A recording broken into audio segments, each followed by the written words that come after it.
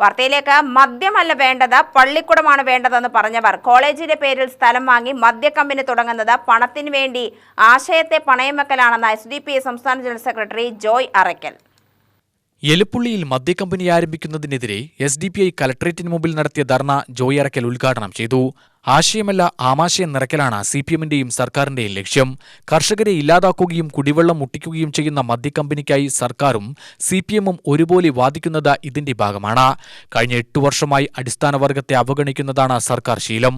ഭരണത്തിലേറാനായി ജനകീയത പറയുകയും ഭരണത്തിലേറിയതിനു ശേഷം ജനവിരുദ്ധത നടപ്പിലാക്കുകയുമാണ് സർക്കാർ ചെയ്യുന്നത്. ജനങ്ങളെ വെല്ലുവിളിച്ചാണ് മദ്യക്കമ്പനിക്കായി തീരുമാനമെടുക്കുന്നത്. വെല്ലുവിളി എല്ലാ വിഭാഗം ജനങ്ങളും ഏറ്റെടുക്കണമെന്നും റോയ് അറയ്ക്കൽ പറഞ്ഞു.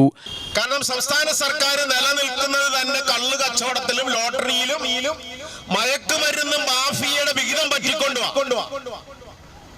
എല്ലാവരും പറയുന്നത് കേരളത്തിലെ മുഖ്യമന്ത്രി എന്ന് പറയുന്നത് എത്രയോ അസഹ്യമായ മനുഷ്യനുള്ള അവയവങ്ങൾ അധികമുള്ള ഒരാളായിട്ടാണ് ചിത്രീകരിക്കുന്നത്.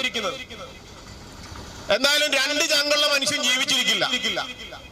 4 കണ്ണുള്ള മനുഷ്യന്റെ അവസ്ഥ നമുക്കറിയാം, വിരൂപനായിരിക്കും. ഇനി 4 കിഡ്നിയുള്ള മനുഷ്യന്റെ അവസ്ഥ എന്തായിരിക്കും? സഖാക്കൾ പറയുന്നത് ഇരട്ട ചങ്കനാണ് ഞങ്ങളുടെ നേതാവ്. അപ്പോൾ അത് തന്നെ അടിസ്ഥാനരഹിതമാണ്. അവരുടെ നേതാവിന് കൊടുക്കുന്ന വിശേഷണം തന്നെ.